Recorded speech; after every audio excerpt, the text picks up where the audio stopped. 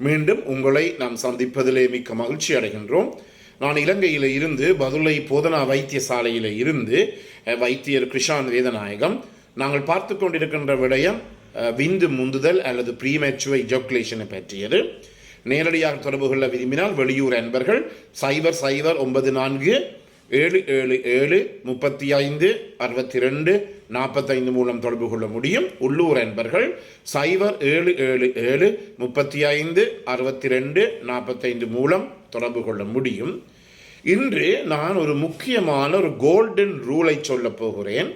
என்னென்றால் அது எல்லாத்துக்குமே பொருந்தும்.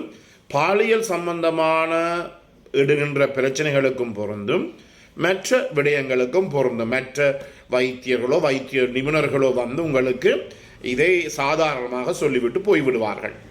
அதாவது நான் என்ன சொல்ல விரும்புகிறேன் என்றால், இரவு படுக்கைக்கு போகின்ற போது 4 முக்கியமான கோல்டன் ரூல்ஸ் வச்சிருக்கோம். உங்களுக்கு தெரியும், என்னை கண்டு ஒரு நாளில் எத்தனையோ பேர் என்னை வந்து சந்திக்க வருகிறார்கள். பலதரப்பட்ட குடும்ப பிரச்சனைகளோடு வருகின்றார்கள். நான் ஒவ்வொரு முறையும் வருகின்ற போது ஒரு கட்டிலே கணவன் மனைவி இரவு படுக்கிறார்கள். கணவர் ஒரு பக்கம் பார்த்து விடியற்காலை 2 மணி 3 மணி மட்டும் கைத்தொலைபேசியை பார்த்து கொண்டிருக்கிறார், ஸ்மார்ட் போனை. அதே போல மனைவி கொஞ்ச நேரத்தில் பார்த்து கொண்டிருந்த போது அவர் நித்திரையாகி போய்விடுவார். இவ்வளவு காலானால் அவர்கள் 8-10 வருடங்களாக காதலித்து தான் திருமணம் முடித்தார்கள். எனவே நீங்கள் படுக்கைக்கு போகும்போது முதலாவது ரூல் என்ன? இரவு சாப்பாட்டை படுக்கைக்கு போகிறதுக்கு 3 இருந்து 2-3 மணித்தியாலத்துக்கு முதல் நீங்கள் இரவு சாப்பாட்டை உண்ண வேண்டும். அதே நேரத்தில் இந்த பாரதூரமான ஹெவி டயட் என்று சொல்லுவோம், பாரமான உணவு வகைகளை குறைத்து கொள்ள வேண்டும். கொழுப்பு வகையான உணவுகளை குறைத்து கொள்ள வேண்டும். கார்போஹைட்ரேட் வகையான உணவுகளை குறைத்து கொள்ள வேண்டும். அதாவது இது சாதாரணமாக செய்ய வேண்டும். அல்லது ஒரு திருமண வீட்டுக்கோ அல்லது ஒரு கல்யாண வீட்டுக்கோ சென்று அதில் பிரச்சனை சாப்பிடலாம். ஆனால் ஒவ்வொரு நாளும் இரவிலே எப்போதுமே ஹெவி டயட் இல்லாமல் லைட் டயட் என்று சொல்லப்படுகின்ற போது பழங்கள், மரக்கறிகள், அதே நேரத்திலே கார்போஹைட்ரேட் இல்லாத உங்களுக்கு ஆட்டாமா என்று சொல்லுவோம், ஆட்டா ஃப்ளவர் என்று சொல்லுவோம். எனவே இப்படிப்பட்டவற்றை நாங்கள் எடுத்துக்கொள்ள வேண்டும். கூடுதலான எடுத்துக்கொள்வது குறைக்க வேண்டும். உங்களுடைய சம்பிரதாயத்தின்படி இரவிலே பால் எல்லாம் குடிப்பது, அவ்வளவு பசுப்பால் குடிப்பது, ஃப்ரெஷ் மில்க் குடிப்பது அவ்வளவு உசிதமானது. என்ன, அதில் கூடுதலான கொழுப்பு சத்து இருக்கின்றது. எனவே முதலாவதாக முக்கியமாக அது செக்ஸுக்கும் மிக மிக பொருந்தம். ஹெவி டயட் என்பது குறைத்து கொள்ள வேண்டும். நன்றாக சாப்பிட்டு போட்டு போய் மனைவியுடன் செக்ஸ் வைத்துக் கொள்வது என்பது பெரிய ஒரு பாவமான விடயம். அந்த மனைவிக்கும் அந்த பெண்ணுக்கும் நாங்கள் செய்கிற பாரமான விடயம். எனவே எங்களுடைய பாரம் முழுவதையுமே அந்த மனைவி தாங்க வேண்டி இருக்கிறது. இது முக்கியமானது. என்ன நோயாக இருக்கலாம், செக்ஸ் பிரச்சனையாக இருக்கலாம், இரவிலே ஹெவி டயட்டை குறைத்து பழங்கள், மரக்கறிகள் அல்லது வெஜிடபிள் மரக்கறி சூப் இவற்றை நாங்கள் சேர்த்துக்கொள்வது நல்லம். கார்போஹைட்ரேட் சார்ந்த இனிப்பு வகையான உணவுகளையும் கொழுப்பு வகைகளையும் இலகுமான மட்டும் குறைத்துக் கொள்வது முக்கியம். 2வதாக, இந்த இரவு நித்திரைக்கு போகின்ற போது தயவு செய்து கோப்பி, தேநீர், நாங்கள் சொல்லுவோம் கெஃபின் என்று சொல்லுவோம், இவற்றை அருந்த வேண்டாம். மிக முக்கியமானது, இவற்றை அருந்த வேண்டாம். இவற்றை அருந்தினீர்களாக இருந்தால் முதலாவதாக நீங்கள் நினைக்கலாம், இவை நித்திரை கடைசி மட்டுமே கொள்ள விடாது. ஏனெனில் இந்த தேநீர் கோப்பியிலே இருக்கின்ற கெஃபின் எனப்படுகின்ற ஒரு வேதியியல் பொருள், ரசாயன பொருள் எங்களுடைய மூளை எப்போதுமே அலர்ட்டில் வைத்திருக்கும். என்றபடியினால் நாங்கள் ஒழுங்காக நித்திரை கொள்ள முடியாது. அதே நேரத்திலே சில பேர் இப்படி யோசிச்சு கொள்ளலாம், அலர்ட்டாக இருந்தால் நல்லாக செக்ஸ் பண்ணலாம் என்று. அப்படி அல்ல. எனவே இரவில் இயலுமான மட்டும் உங்களை அப்படி குடிக்கணும்னா கொஞ்சம் பசுப்பாலை, தூய பசுப்பாலை நீங்கள் குடிக்கலாம். ஆனால் அதனோட தேயிலையோ அல்லது தேயிலை சாயத்தையோ போடுவதையோ அல்லது கோப்பி போன்றவற்றை போடுவதையோ நீங்கள் முற்றிலுமே நிறுத்த வேண்டும். 3வதாக மிக முக்கியமானது ஃபோன்ஸ். தயவு செய்து படுக்கைக்கு ஃபோனை கொண்டு போவாதீர்கள். படுக்கையில் இருந்து ஃபோனை பார்க்காதீர்கள். உங்களுக்கு தெரியும், இந்த கைத்தொலைபேசிகள் இருந்து வருகின்ற ப்ளூ லைட் ஆனது எங்களுடைய மெலட்டோனின் எனப்படுகின்ற மூளையில் இருக்கின்ற ரசாயன பொருட்களை சுரக்க சொல்லி அதன் மூலமாக எங்களுடைய மூளை எப்போதுமே அலர்ட்டிலேயே வைத்திருக்குமே தவிர மூளையை ரெஸ்ட் எடுக்க விடாது. உங்களுக்கு தெரியும், நித்திரை 2 வகையான நித்திரைகள் இருக்கின்றது. REM ஸ்லீப், நான் REM ஸ்லீப். REM ஸ்லீப்னா ரேபிட் ஐ மூவ்மெண்ட் ஸ்லீப்.